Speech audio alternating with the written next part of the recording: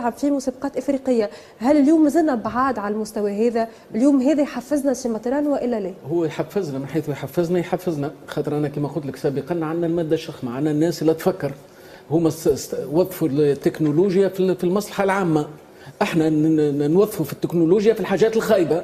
انا ما نحبش انا الحقيقه مطر احنا توا، ولكن نحكيو حتى الحقيقة مطر احنا توا، ولكن نحكيو حتى على الأقل البنية التحتية.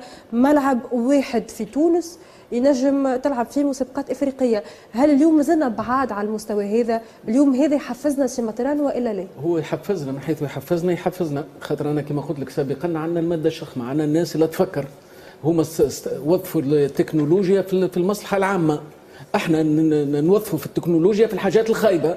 أنا ما نحبش أنا نتغشش قدام سي بلال وهو عاقل برشا، لكن أنا حاجات كيما هذه أنا تدمر لي أعصابي.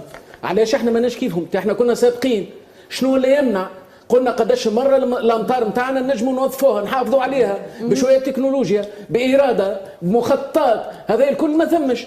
ريت هذوما علاش نجحوا ولا؟ عندهم المخطط، عندهم الإرادة، عندهم المتابعة، عندهم روح العمل، عندهم المحاسبة. احنا ديما نرفعوا كلمة ما نجموش قعدنا كي البابوش، معناها ماشي تسلحفات، ما نجموش نتطوروا.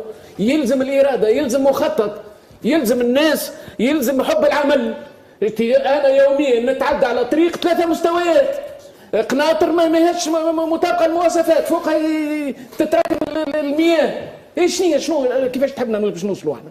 ما نجموش نوصلوا في 10 متر، وصدقني هو فوق قنطرة جبل جلول الكياس 3 مستويات، كاينوا محبات كاينوا مهبات. شوف الناس وين وصلت، خاطر الناس هذوما يحبوا بلادهم بطريقتهم. لا حب للوطن راهو الصدق في العمل والاخلاص في القول. يلزم الكل المجهودات الكل تتضافر باش نعملوا بنيه صحيحه. البنيه صحيحه راهو على اسس صحيحه، على اسس علميه، نوفروا لها الاليات، نوفروا لها الميزانيه.